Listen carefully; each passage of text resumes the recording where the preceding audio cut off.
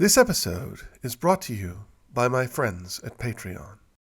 If you'd like to join them and get early audios of upcoming episodes, please see the link in the description. O wrangling schools that search what fire shall burn this world, had none the wit unto this knowledge to aspire, that this her fever might be it? And yet she cannot waste by this, nor long bear this torture wrong, for much corruption needful is to fuel such a fever long.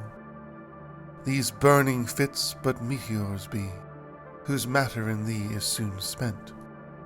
Thy beauty, and all parts which are thee, are unchangeable firmament. John Donne.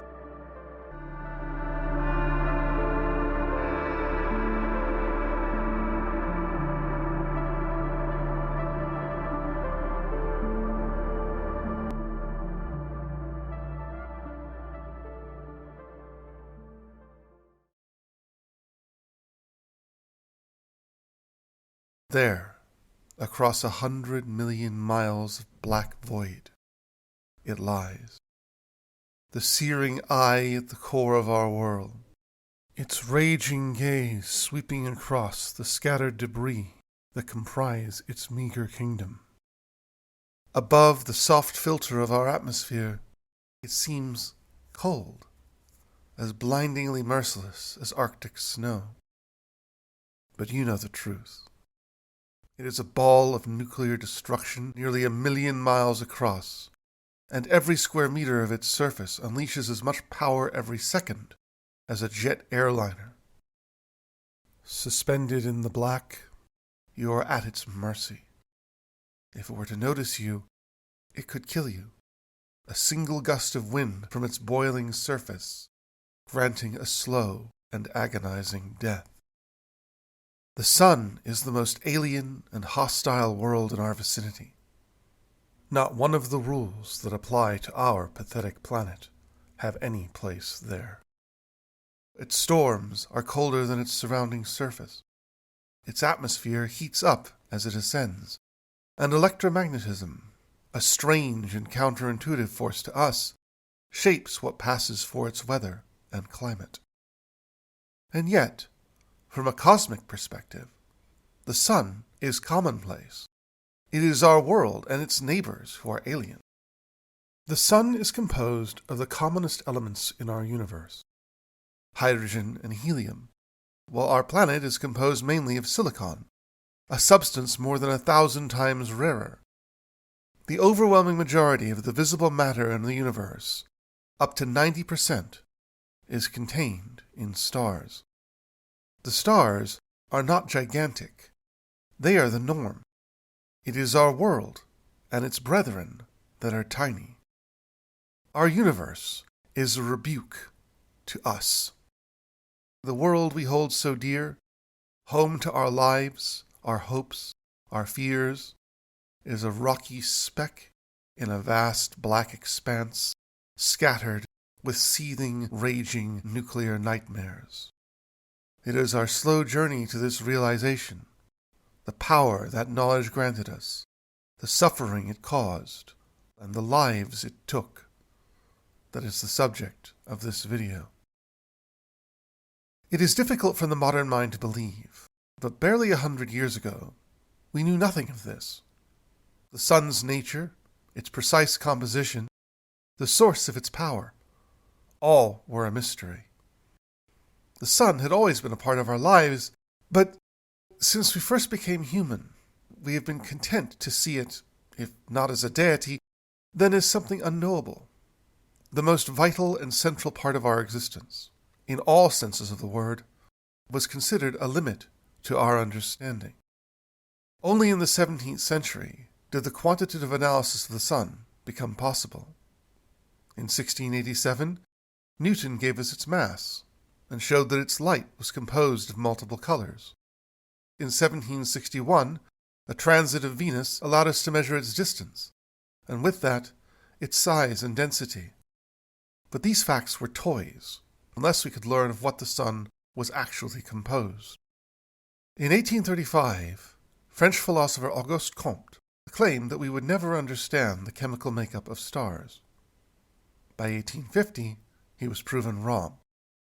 By connecting a prism to a telescope, German lens manufacturer and physicist Joseph Fraunhofer, who had received academic grants from multiple nobles after the glass-blowing factory he worked on collapsed on top of him, saw that the sun's light, when broken into its component colors, left a series of black lines remaining, now named for him. He also saw that the light from other stars, like Sirius, also produced these lines, showing conclusively that the sun was a star. Fraunhofer would not live to pursue these findings. Like many glassblowers of his day, he was poisoned by the various chemicals employed in its manufacture, and died at the age of 39. In 1859, Gustav Kirchhoff and Robert Bunsen, yes, that Bunsen, employed his eponymous burner to identify the lines of the spectra of various substances. While they would eventually identify 2 new elements by this method, it was when Kirchhoff turned that spectroscope to the sun that the next layer of the universe was unveiled. Those same spectral lines, visible in the light of the burner, were also visible in the light from the sun. Bright lines were those that came from the sun's surface, while the dark lines were the light absorbed by the sun's cooler atmosphere. Kirchhoff immediately discerned the signal for sodium, and over the next decade, identified 15 more elements within sunlight. With the realization that light could be used to determine chemical composition, astronomy became a natural science as real and immediate as geology or biology. The stars were composed of the same earthly matter as the ground on which we tread. But contained in that revelation was a terrible, awesome implication. If a star's power was earthly, then we could bring it to Earth. And then the cosmos swerved again. In 1857, Pierre Janssen told his professorship in architecture what to do with itself and headed to Peru to study the magnetic equator. He followed it by studying atmospheric contamination of spectra from Italy, a transit of Venus from Japan, and then, in 1868, heading off to India to study a solar eclipse. This eclipse was of particularly long duration, 7 minutes, and, upon rigging his spectroscope, Janssen caught a line in the yellow region that he initially mistook for sodium, but then realized it belonged to no known element. He submitted his discovery the same day as British astronomer Norman Lockyer, the man usually credited with this element's discovery, in part because he founded the journal Nature, but also because he gave this astral substance its name: helium.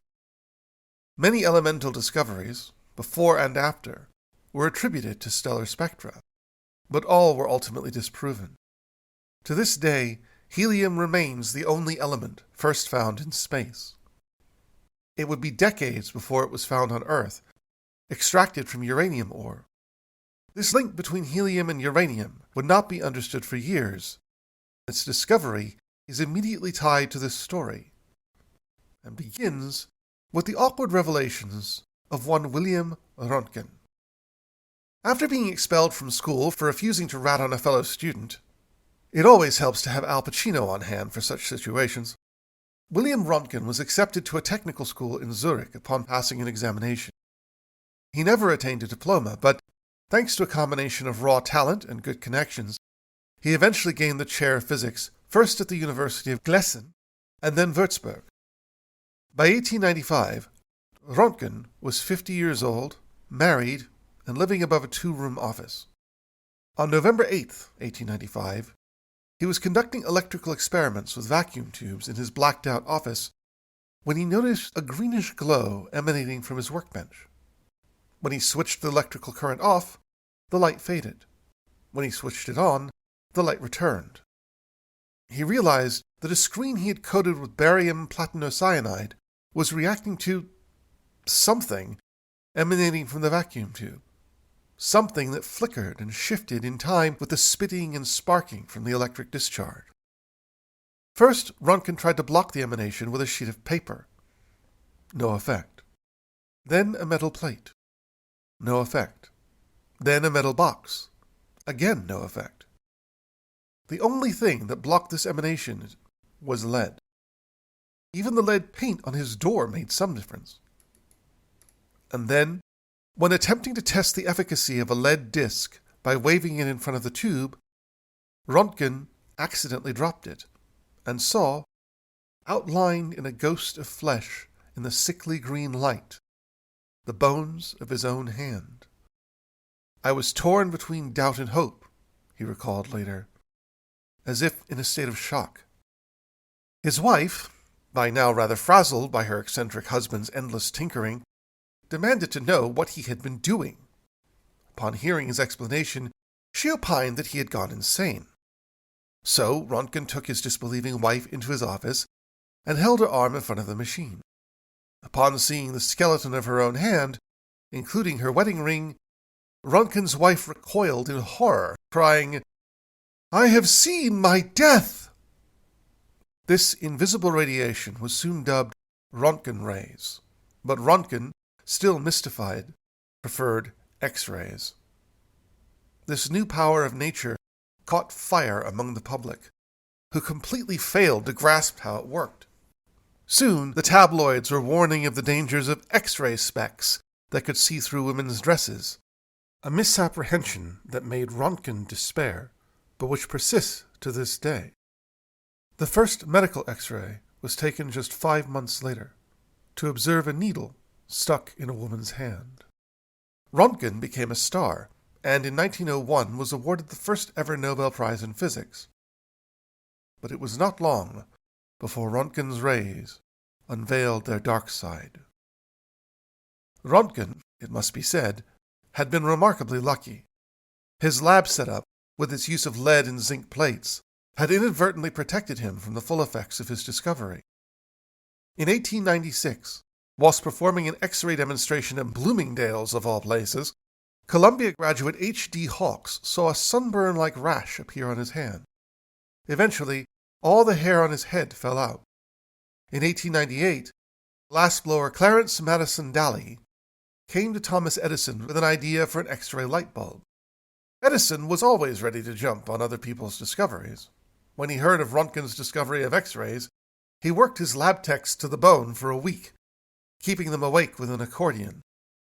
After only a few weeks' work on his light bulb, Daly's hair fell out, and his skin erupted in lesions. Even Edison balked after that, but Daly persisted and eventually died at the age of 39, the first person in history to die by X-ray. But perhaps that very lethality could be tamed.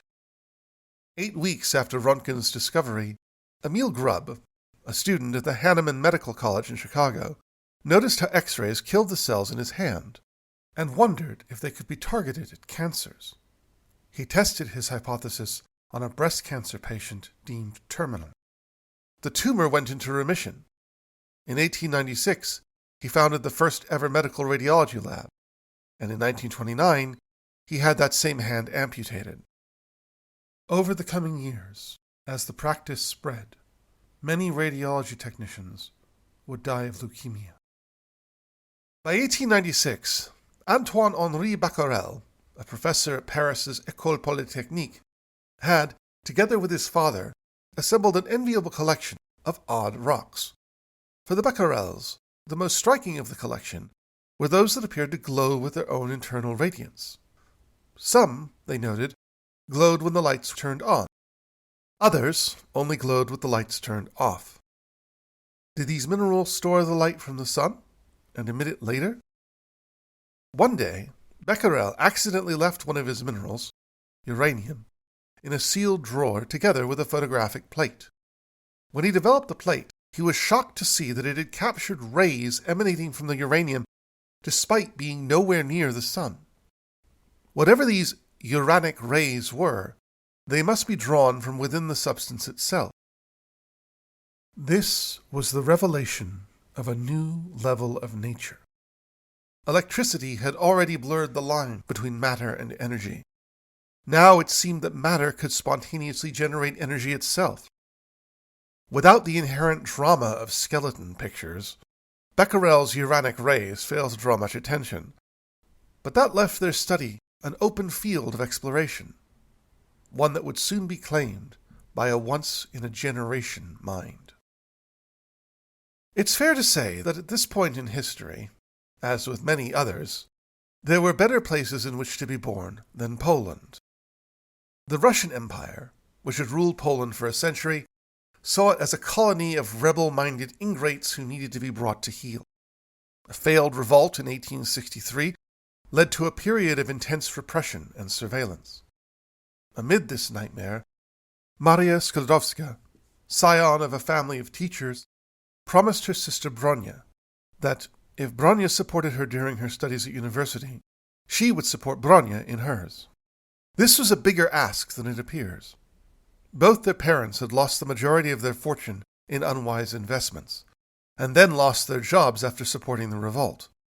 Also, the Russian Empire forbade women to attend university, meaning that any education they received in their homeland had to be through surreptitious, floating universities, in which sympathetic professors would travel from place to place conducting clandestine classes. Eventually, Bronia left for Paris, and Marja, true to her word, took a job as a governess.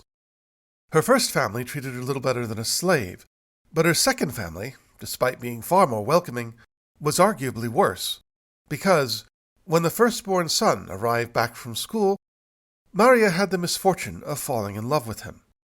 In any other time, they would have been an ideal match. They were both intelligent and scientifically inclined. But this was the 19th century, and, as far as his parents were concerned, a solid member of the gentry wasn't about to marry an upstart peasant like her. Years later, the city of Warsaw would erect a statue of that upstart peasant at her old address, and her one-time prospective lover would often tip his hat to it as he passed, in wistful thought of what might have been. In 1890, Bronia graduated, and Marja traveled to Paris to assume her studies at the Sorbonne, adopting the name Marie. She graduated in 1895, coming first in physics and second in math. Before graduating, Marie received a commission from the Society for the Encouragement of National Industry to study the magnetic properties of steel. Needing a lab, she turned to a recent acquaintance, a lab instructor named Pierre Curie. At 35, Pierre was so poorly paid that he was still living with his parents, despite having discovered piezoelectricity, the phenomenon that now governs every electronic clock in the world. Marie had not considered marriage. Her dream was to be of use to her fellow Poles, but Krakow University rejected her application on account of her womanhood. Even when she agreed to marry Pierre, the wedding was hardly an indulgent affair. There was no ceremony, as Pierre was an atheist, and, much like Daisy in the song, their carriage was a pair of bicycles purchased with their wedding gift, while Marie insisted her dress must be suitable for reuse in the lab. After attaining her teaching credential, she continued her work in steel through a combination of state, private, and academic funding that would define the business of science until today. But the job failed to excite her.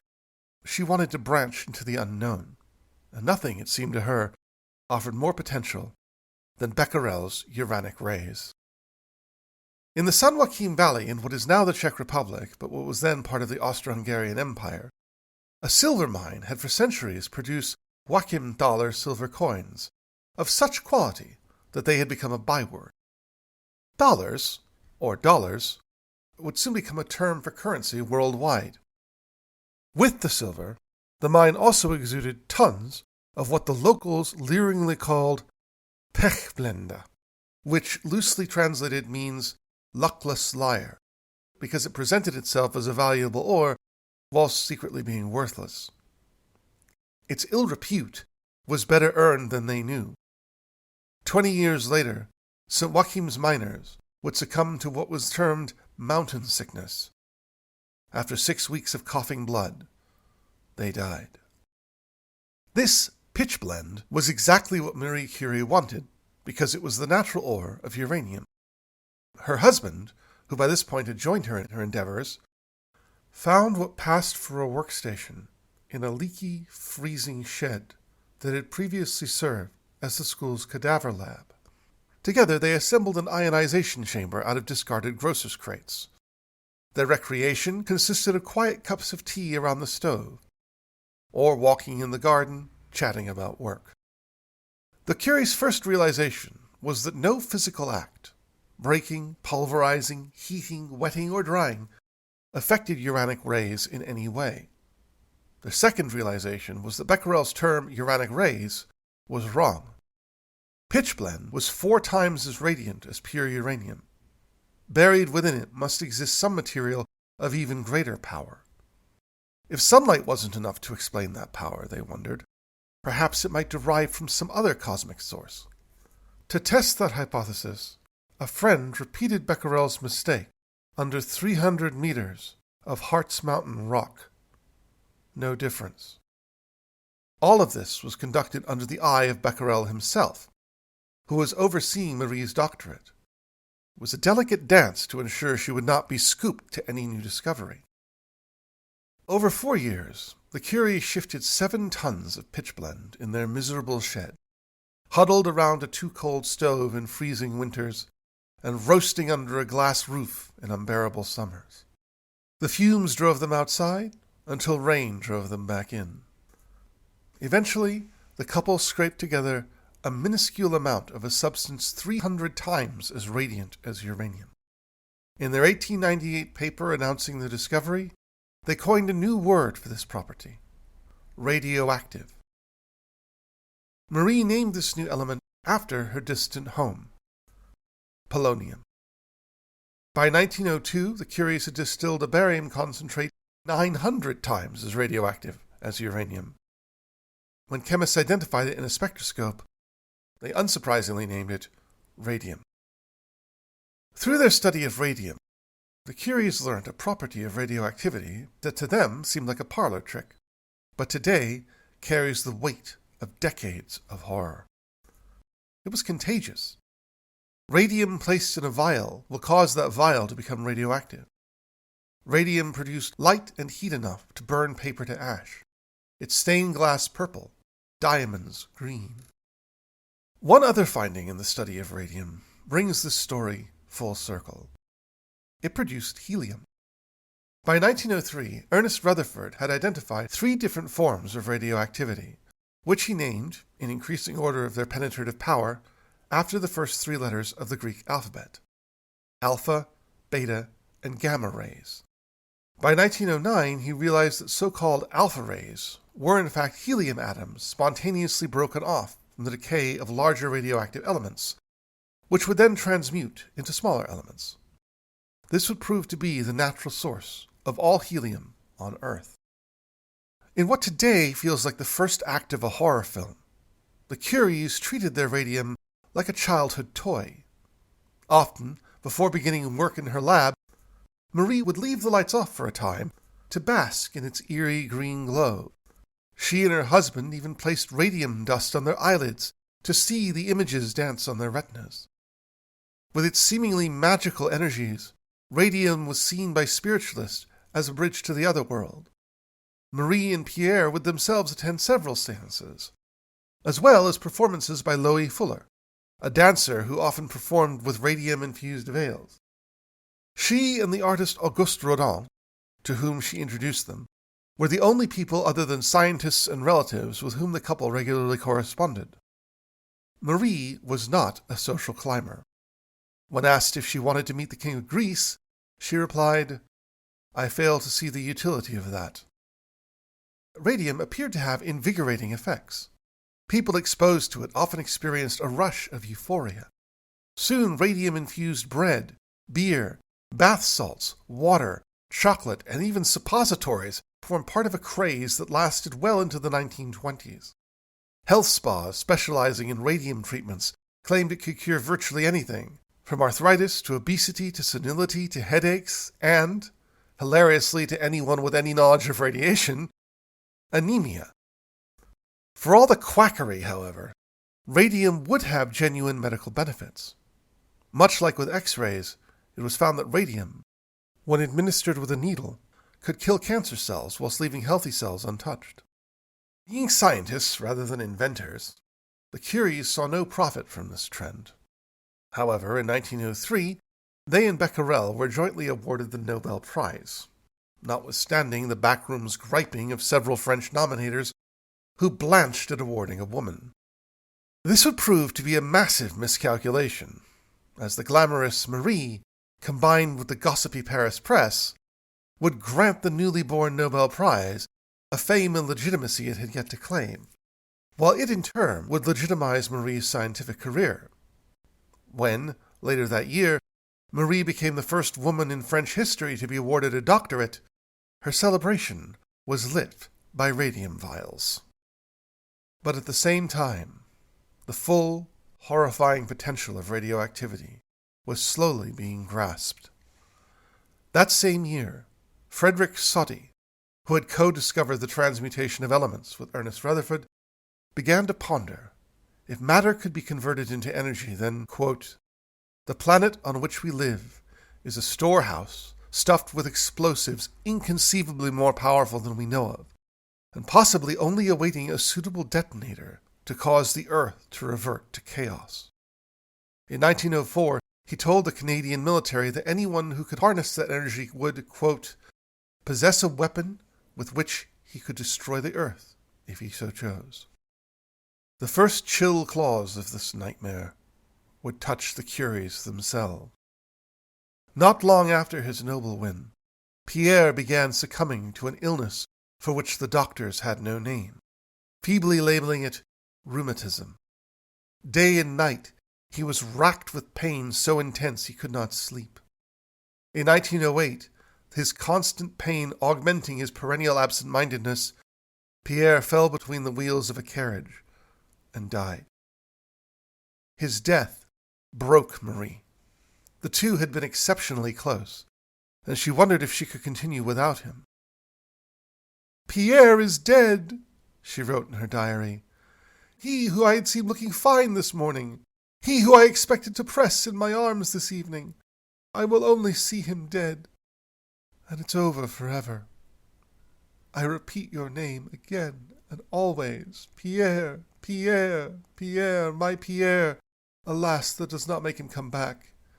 He is gone forever, leaving me nothing but desolation and despair." Marie herself had lost 20 pounds and already miscarried, and her fingertips were permanently damaged. Over time, the wider world would come to understand the horrifying effects of radioactivity. The supposed euphoria and sense of invigoration bestowed by radium were in fact the human body's desperate attempts to overproduce red blood cells in response to the destruction of bone marrow. Eben Byers, a millionaire, drank radium water every day for years, and, as the Wall Street Journal put it in 1932, it worked fine until his jaw fell off. Radium girls, hired by the newly formed company U.S. Radium to supply fluorescent radium paint, watches, and instrument dials, used the paint as nail polish and moistened their paintbrushes with their lips. Less than a decade later, they saw their teeth and jaws fall out, and their bodies succumb to anemia. 800 radium girls sued U.S. Radium, and in 1928, the company awarded them compensation. In 1910, at the age of 42, Marie, after 4 years of mourning, fell in love again. Paul Langevin was one of her husband's students, 5 years her junior, and already married. You can imagine how the Parisian press took this revelation. Overnight, Marie went from the stylish face of science to an overrated scarlet Jew. 5 armed duels were conducted over her affair, and eventually the Langevins settled out of court. But despite winning a second Nobel and designing battlefield radiology labs for wounded soldiers during World War I, Marie's reputation never fully recovered. It is possible the scandal played a role in her being denied entry to the Académie Française, though immutable tradition of only admitting men likely had as much to do with that. She found a kinder audience in the United States, where Hollywood and women's magazines painted her as the face of the new empowered generation. She traveled the country giving lectures, and even as her health failed, she held audiences rapt with her steely presence. She died in 1934 at the age of 66, her bone marrow ravaged by, as her doctor rightly surmised, a long accumulation of radiations. Her writings, including a cookbook, are kept in a lead-lined vault in the Bibliothèque Nationale and are open to researchers, provided they wear protective suits.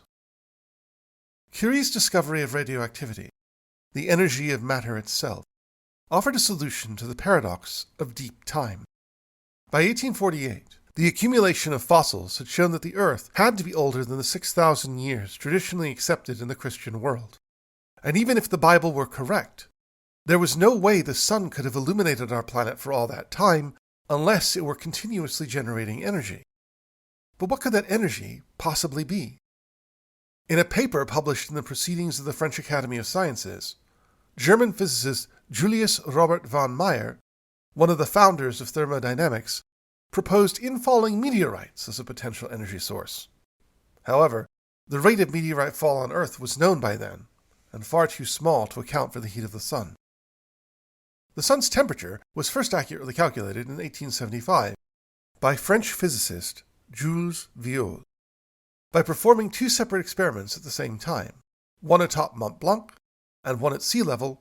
He was able to account for the absorption of sunlight by the atmosphere, and, employing a device called an actinometer, was able to wind the light sphere at Earth's orbit back to the sun's surface, to a temperature of 6,000 kelvins. By the 1850s, an idea began to grow, independently conceived by several scientists at the time, that the sun's heat was due to gravitational contraction.